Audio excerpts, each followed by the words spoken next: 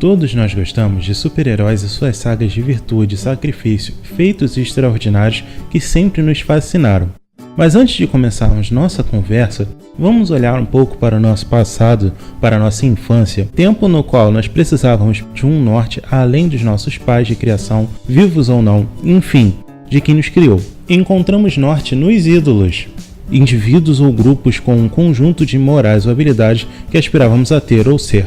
E com o passar do tempo, fomos acumulando conhecimentos, experiências e diferentes ídolos a mais que foram nos auxiliando na construção de um compasso moral mais único, cada um à sua maneira. Posso não conhecer você, mas aposto uma grana alta que em você há um pouco de cada um deles influenciando significativamente a sua vida. Mas, afinal, por que começar com os ídolos? Simples, porque eles estão em todo lugar, seja ele a divindade da sua religião, seu herói preferido ou o cantor pop que você mais curte. Às vezes, ele tem mais influência na sua vida do que você imagina, podendo até lhe causar embaraço pelo fato de todos os seus amigos já terem sacado que você tem o mesmo tique estranho daquele personagem da sua série predileta sem você mesmo notar, não é mesmo? Mas então, o que faz do ídolo alguém tão especial a ponto de ser uma referência em nossas vidas? A resposta é: eles foram gigantes que se puseram nos ombros de outros gigantes. Newton explicitava bem essa ideia ao dizer que, se pôde enxergar longe, foi porque estava sobre os ombros de gigantes. Ou seja, nessa pirâmide filosófica de ídolos, lendas e legados, vivemos um momento peculiar no qual temos na nossa literatura fantástica uma fonte infindável de histórias e personagens que foram inspirados em diversas obras artísticas, científicas, religiosas já produzidas na história da humanidade, da mesma forma que eles são usados como fonte de inspiração para os mais diversos segmentos profissionais existentes, passando da ciência à moda. E é aí que a nossa conversa entra. Proponho a você um momento para conversarmos sobre a cultura pop que tanto gostamos, de onde ela surgiu e para onde ela vai, relacionando ela à política, filosofia, marketing, conhecimentos gerais e daí vai. Essa não é uma ideia nova. Veja bem, ela é inspirada em diversos livros e tem propostas similares, e todos eles são ótimos, de tanto que você vai ver um pouco deles em cada vídeo meu. Porém, com a chegada do século XXI e a popularização da internet, junto às suas redes sociais como Facebook, Twitter, blogs, Tumblr e entre outros, criamos uma necessidade de ter uma maior interação com tudo que experienciamos. Seja a série que a gente vê, a música que a gente escuta, o livro que a gente lê em forma física ou digital, acabamos criando uma necessidade e hábito de uma interação maior com todos os autores de nossas obras prediletas, criando assim um vínculo muito maior com aquilo que a gente consome. E eu sou mais um exemplo disso. Leio revistas e quadrinhos, e filosofia, sociologia e por aí vai, desde que me entendo por gente, o que conto aí uns 18 a 19 de um total de 25 anos.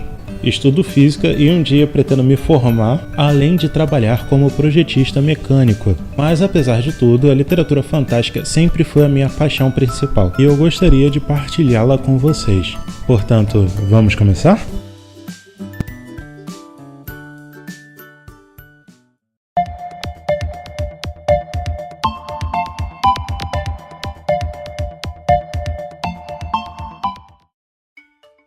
Então, o que é ser um herói? De forma resumida, herói é aquele quem age por um bem maior de acordo com a ética da sociedade no qual ele vive.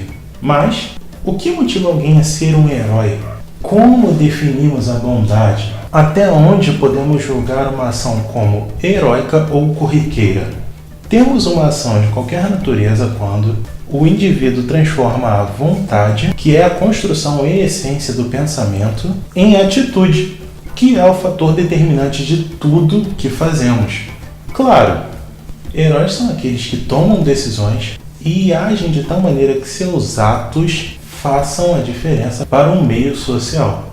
Para exemplificar, falemos do herói original, o Aquiles. A história mais importante da história de Aquiles começou quando teve que decidir entre uma vida longa, porém ordinária, e uma vida curta, mas cheia de glórias, que inspirariam milhares, mesmo séculos depois da sua morte. Ou seja, mesmo que sua motivação principal tivesse sido a glória, sua ação mudou significativamente o curso da história da Grécia Antiga e, por que não, do mundo que conhecemos.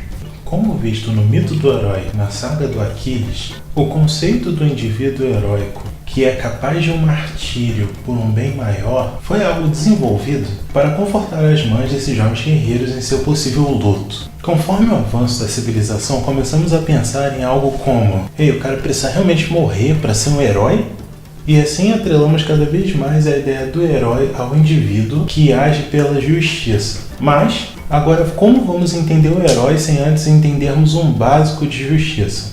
Primeiramente, temos que entender que lei e justiça são elementos que se complementam, mas não são a mesma coisa. Poderiam e deveriam ser a mesma coisa, mas infelizmente é uma ideia utópica. E qual dos dois nasceu primeiro? Considero como referência crucial do nascimento da justiça o Código de Hammurabi, pois em essência foi criado para que o forte não prejudique o fraco. Isso, para mim, é o conceito mais puro do nivelamento social. A lei entra justamente como interface da sociedade com ela mesma, mantendo a justiça sempre sendo a única ferramenta mantenedora da ordem, correto? Pois é. Lembram agora há pouco quando eu disse as diferenças cruciais entre lei e justiça? Então, o herói age basicamente naquela margem onde a lei não supre as necessidades da justiça. Parece simples, mas não é. Legalmente falando, há um tipo peculiar que tenta fazer justiça com as próprias mãos ao estilo mais hardcore possível da lei de Talião. Acaba distorcendo a justiça, tentando forçar a ação da lei. Esse tipo é o vigilante.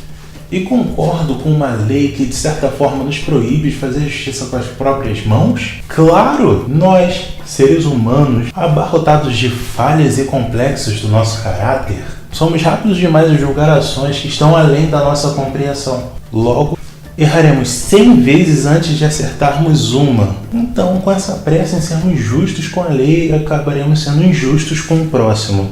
Mas, afinal de contas, o que é ser um herói? É escolher sempre a vida como objetivo final. É estar sempre além do bem e do mal quando agimos em prol da justiça. E, se for necessário, agir nas margens da lei quando ela não atuar de forma justa. Não é necessário ter raio-x ou caderno super tecnológica para agir como um herói. Os grandiosos e poderosos exemplos que vemos na TV, nas revistas, são um macro daquilo que devemos ser em micro. Ouvir um amigo que se encontra em um momento difícil, dar lugar a uma grávida ou idoso mesmo quando você não está num assento preferencial, tolerar e respeitar as decisões do amiguinho, principalmente quando essas decisões não te dizem respeito. Ser gentil com pelo menos uma pessoa por dia. Atitudes assim são atitudes heróicas também. Não são das que salvam o mundo de imediato, porém salvam alguém, nem que seja um pouquinho daquela pessoa naquele dia. Então, galera, espero que tenham curtido o nosso papo. Estaremos nos encontrando aqui mais uma vez em breve.